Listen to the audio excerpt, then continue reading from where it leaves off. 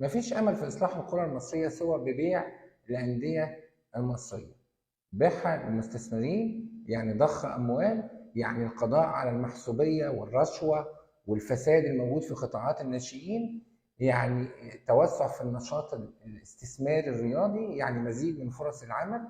وده مش كلامي، ده كلام اقتصاديات كرة القدم اللي أصبحت من أهم الصناعات اللي بتدر ملايين بل مليارات الدولارات. النهارده بنشوف لعيب بقيمة 20% من دخل قناة السويس زي ميسي أو زي رونالدو، مبالغ مذهلة وميزانيات ضخمة جدا.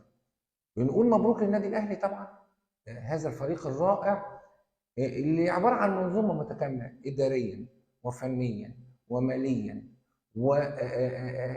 وعلميا وتاريخ وحاضر ومستقبل، منظومة متكاملة توفرت لها الدعم المادي الكافي. النهارده عندنا الأهلي رجال أعمال مصر كلها بتدعمه، رجال السياسة بتدعمه، قطاع كبير جدا من الدولة بتدعمه. كل واحد وميوله، ما نقدرش نحكم على حد انت تشجع ده او ما تشجعش ده. بعض الانديه الشعبيه ومنها فريق النادي الاسماعيلي اللي انا بشجعه طبعا، دايما بتبكي على لبن المسكوت، تقول لك الاهلي خطف لعيبتنا. طب اللعيب حد ضربه على ايده عشان يسيب النادي ويروح للاهلي؟ الفلوس.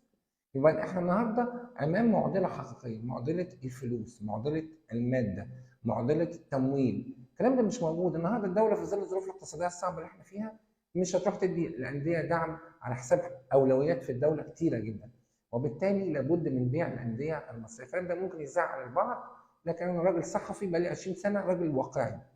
الانديه دي لابد ان اول حاجه تتحول لشركات للرياضه وكره القدم، يتم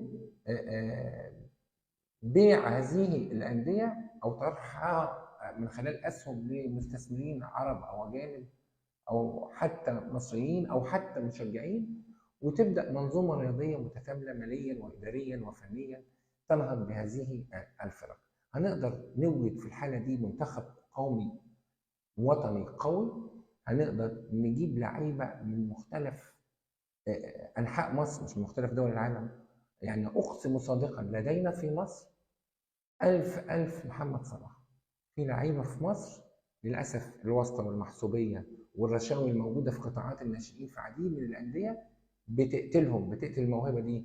وتليفون يجي من حد مسؤول هنا أو هنا ويدخل ابنه في قطاع الناشئين على حساب موهبة حقيقية. محمد صلاح نجح بره وبقى من أهم لاعبي العالم، ويمكن رقم واحد دلوقتي أو رقم اتنين أو رقم ثلاثة، علشان طفش من بره، ما لقاش الجو اللي يساعده على تنميه موهبته، لدرجه ان الزمالك كان بيرفضه. الزمالك كان بيرفض احسن لاعب في العالم. هو مش الزمالك اللي بيرفضه، كان في فساد موجود في قطاعات كبيره جدا. اذا لابد من بيع الانديه المصريه او تحويلها لشركات وطرح اسهمها للمساهمين. الاهلي اعتقد ان ممكن يستثنى من فكره بيع الانديه، لان الاهلي عنده الامكانيات الماديه وعنده رجال الاعمال اللي بيتبرعوا له. يمكن هو والزمالك، وان كان الزمالك بيعاني النهارده يا جماعه، كره القدم من استثمارات ذات العائد الضخم جدا. شوفوا العرب عملوا ايه، استغلوا اموال النفط في الاستثمار الرياضي وتسيدوا العالم. النهارده العرب بتتسيد العالم. مانشستر سيتي المملوك لمنصور بن زايد خد الدوري الانجليزي ودوري اوروبا وكاس الاتحاد الانجليزي، ومجموعه سيتي جروب اللي بيملكها منصور بن زايد بن الشيخ زايد بتمتلك 14 نادي حول العالم. منصور الخليفي القطري بيمتلك نادي باريس سان جيرمان وبيرأس رابطه الانديه الاوروبيه. نيوكاسل مملوك لصندوق الاستثمار السعودي اللي هو مركزه الثالث في الدوري الانجليزي. لازم احنا في مصر، احنا طول عمرنا دوله رائده في كل حاجه، لازم ناخذ زمام المبادره. وانا بدعو الدكتور اشرف صبحي وزير الشباب والرياضه ياخذ زمام المبادره ويعرض على الحكومه مشروع متكامل لبيع، وانا هنا بقول بيع، الانديه المصريه بالكامل او تحويلها لشركات عشان نضخ اموال ونقدر ننهض بالكره المصريه. غير كده هنبقى للاسف الشديد مفيش غير الاهلي فقط، لانه عنده الامكانيات الماديه، وهيبقى مستحيل نصعد كاس العالم تاني، او حتى لو صعدنا يبقى من اول ماتش ونروح. لازم الرؤيه تتغير لازم الرؤيه تتغير.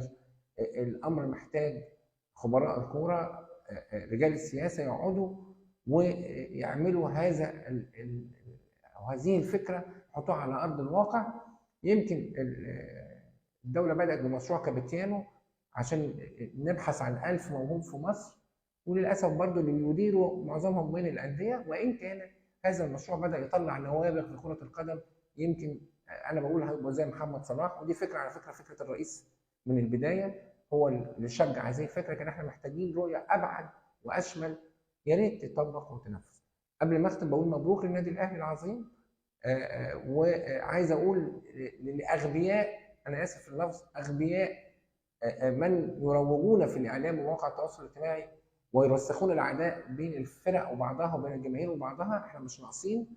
احنا النهارده امبارح كنا في اسماعيليه بنشجع الاهلي عشان بيمثل مصر، وان كان بعض القله اللي بيتكلموا على مواقع التواصل الاجتماعي لا يمثلوا شعب الاسماعيليه ولا يمثلوا جمهور الاسماعيلي. كل التحيه والتقدير للاهلي العظيم وجمهوره العظيم، والتحيه والتقدير للزمالك العظيم وجمهوره العظيم والمحله والمصري وكل الانديه. احنا لازم نتخطى دي خالص. الكلام ده مش موجود في اي دوله في العالم.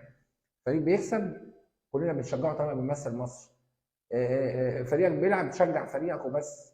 لكن ما نشاهده في بعض مواقع التواصل الاجتماعي للاسف شيء سيء جدا. بنقول مبروك للنادي الاهلي، ويا رب الحكومه تاخد بفكره اللي انا بطرحها دي، وهي بيع الانديه المصريه لانقاذ الكره المصريه. بشكر